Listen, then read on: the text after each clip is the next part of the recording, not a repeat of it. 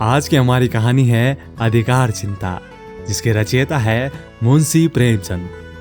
Tommy यह तो देखने में बहुत तगड़ा था, भौंकता था तो सुनने वालों के कानों के पर्दे फट जाते थे। डिलडॉल भी ऐसा था कि अंधेरी रात में उस पर गधे सा धोखा हो जाता था। लेकिन उसकी कुत्तों वाली वीरता किसी लड़ाई के मैदान में साबित न होती थी। 2-4 बार जब बाजार के कुत्तों ने उसे चुनौती दी तो उनका घमंड तोड़ने के लिए मैदान में आया, और देखने वालों का कहना है जब तक लड़ा हिम्मत से लड़ा। हाँ, नाखून और दांतों से ज्यादा चोटें उसके दुम ने की। निश्चित रूप से नहीं कहा जा सकता कि मैदान किसके हाथ रहा, किंतु जब उस दल को मदद मांगनी पड़ी तो लड़ाई के नियमों के हिसाब से जीत का श्रेय टॉमी को ही देना उचित और न्यायानुकूल जान पड़ता है। टॉमी ने इस अवसर पर दिमाग से काम लिया और दांत निकाल दिए, जो कि संधि की विनती थी। लेकिन तब से उसने ऐसी बुरी नीति वाले दुश्मनों के मुंह लगना उचित न समझा। लेकिन इतना शांति प्रिय होने पर भी टॉमी के दुश्मनों की संख्या दिनों दिन बढ़ती जाती थी। उसके बराबर वाले उससे इसलिए जलते थे कि वो इतना मोटा ताजा होकर इतना डरपोक क्यों है। बाजारी दल इसलिए जलता था कि टॉमी के मारे कचरे की हड्डियां भी न बचने पाती थी। वो सुबह होने से पहले उठता और हलवाइयों की दुकान के सामने के दोने, पत्तल, कसाई खाने के सामने की हड्डियां, चिचड़े चबा डालता। इसीलिए इतने दुश्मनों के बीच में रहकर टॉमी का जीवन खतरे में पड़ जाता था। महीनों बीत जाते और पेट भर भोजन न मिलता। 2-3 बार तो उसे मनमाने भोजन करने की ऐसी प्रबल उत्कंठा हुई कि उसने संदिग्ध साधनों द्वारा उसको पूरा करने की चेष्टा की।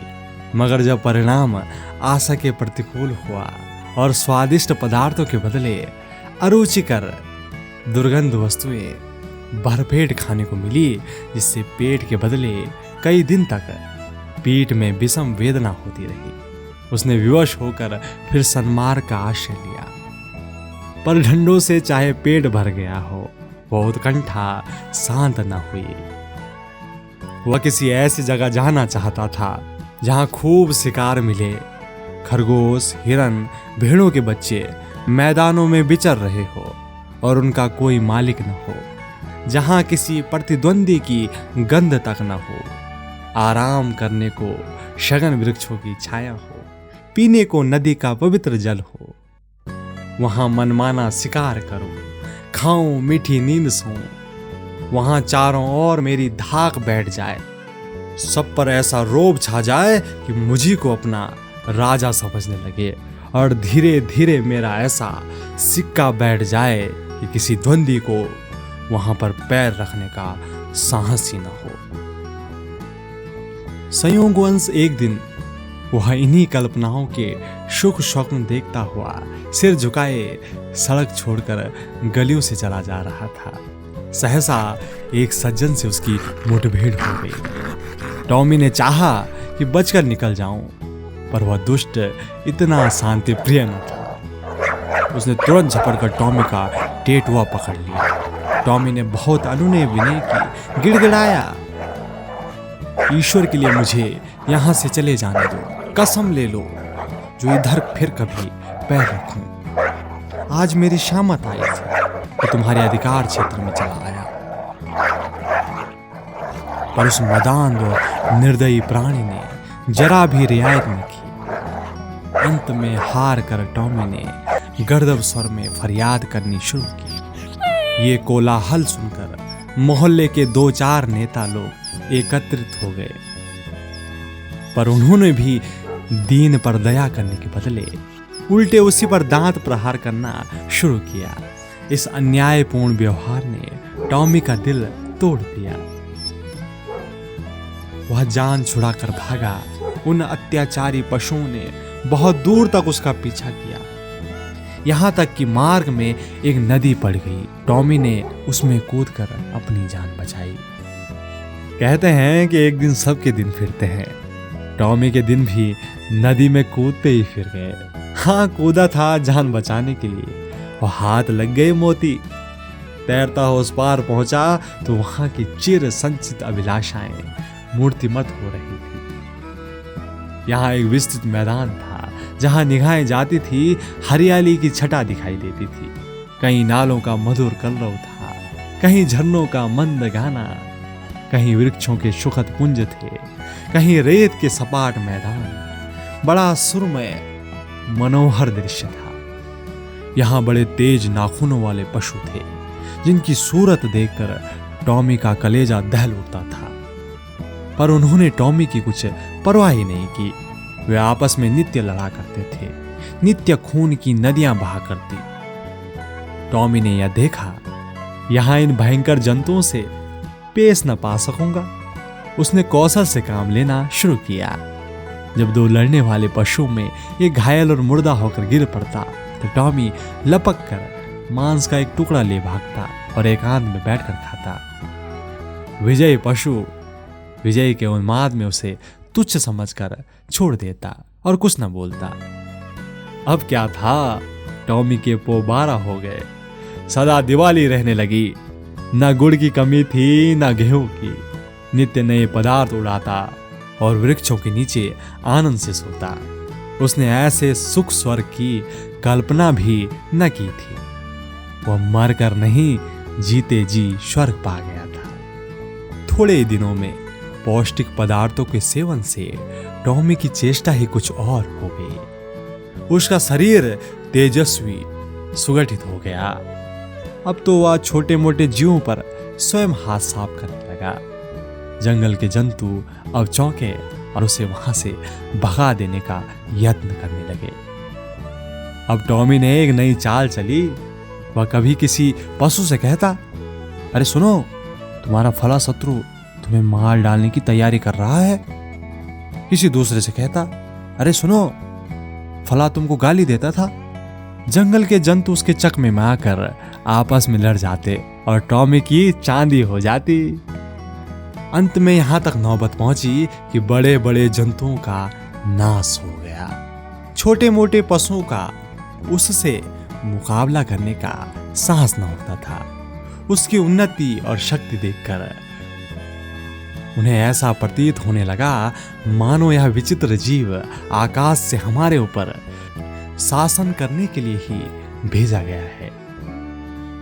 टॉमी भी अब अपनी शिकारबाजी के जौहर दिखाकर उनकी इस भ्रांति की पुष्टि किया करता था और बड़े गर्व से कहता, परमात्मा ने मुझे तुम्हारे ऊपर राज्य करने के लिए भेजा है। यह ईश्वर की इच्छा है। तुम आराम से अपने घर में पड़े रहो। मैं तुमसे कुछ ना बोलूंगा, केवल तुम्हारी सेवा करने के पुरस्कार स्वरूप तुम में से एक आध का शिकार कर लिया करूंगा। आखिर मेरा भी तो पेट है। बिना आहार कैसे जीऊं और कैसे तुम्हारी रक्षा करूंगा। वो बड़ी शान से जंगल में चारों ओर गौरवान्वित दृष्टि से ताकता हुआ विचरण करता। टॉमी को अब कोई चिंता थी तो ये थी इस देश में कोई उसका विरोधी न उठ खड़ा हो। अब वह सजग और सशस्त्र रहने लगा। जो जो दिन गुजरते सुख और भोग का चस्का और बढ़ता जाता था, त्यों त्यों उसकी चिंता भी बढ़ती जाती। बस अब बहुधा रात को चौंक पड़ता और किसी अज्ञात शत्रु के पीछे दौड़ता। अक्सर अंधा कुकुर बात से भूखे वाली कहावत को चरितार्थ करता। वन के पशुओं से कहता, ईश्वर न करे तुम किसी दूसरे शासक के पंजे में फंस जाओ और तुम्हें पीस डालेगा। मैं तुम्हारा हितैषी हूं, सदैव तुम्हारी शुभकामना में मग्न रहता हूं। किसी दूसरे से आशा मत रखना।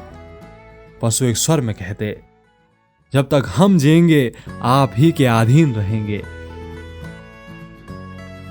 आखिरकार यह हुआ कि टॉमी को क्षण भर की भी शांति से बैठना दुर्लभ हो गया। वह रात दिन दिन भर नदी किनारे इधर से उधर चक्कर लगाया करता। दौड़ते दौड़ते हाँफने लगता, बेदम हो जाता, मगर चित्त को शांति न मिलती, कहीं कोई शत्रु न घुस आए।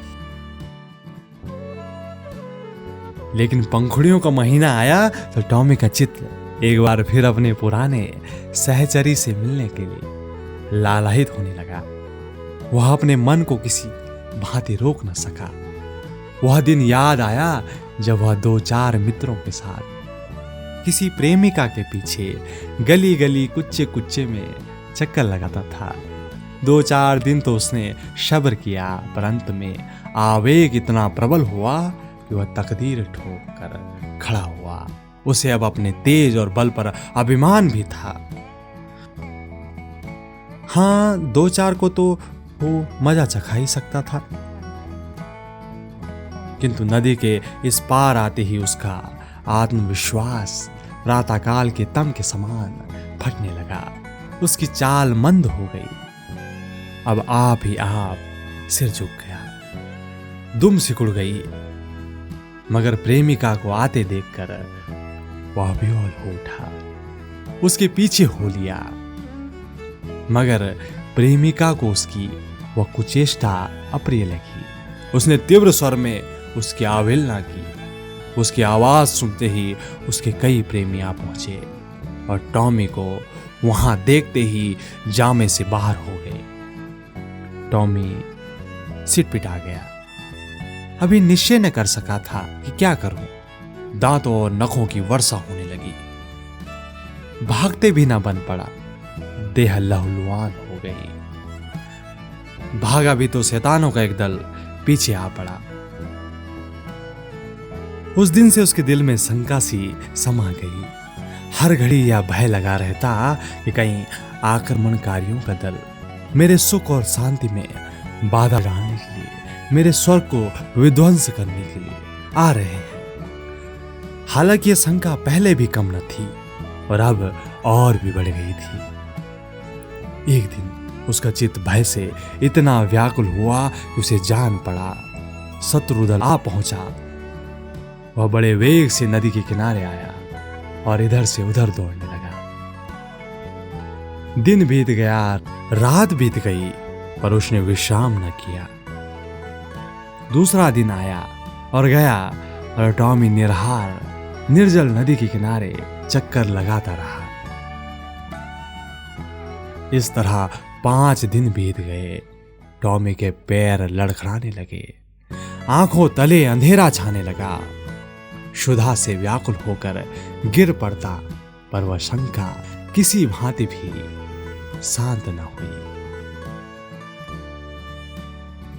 अंत में 7वें दिन अभागा टॉमी अधिकार चिंता से ग्रस्त, जंजर और शिथिल होकर परलोक सिधारा। वन का कोई पशु उसके निकट न गया। किसी ने उसकी चर्चा तक न की। किसी ने उसकी लाश पर आंसू तक न बहाए। कई दिनों तक उस पर गिद्ध, कोए मंडराते रहे और अंत में अस्थि पंजरों के सिवा और कुछ शेष न रहा। दोस्तों, आपको कहानी अधिकार चिंता कैसी लगी? अपने एक्सपीरियंस, अपने सुझाव हमें कमेंट बॉक्स के माध्यम से जरूर बताएं। आपसे फिर मुलाकात होगी एक और इंटरेस्टिंग कहानी के साथ। तब तक के लिए अपना रखिए बेहतर ख्याल। नमस्कार।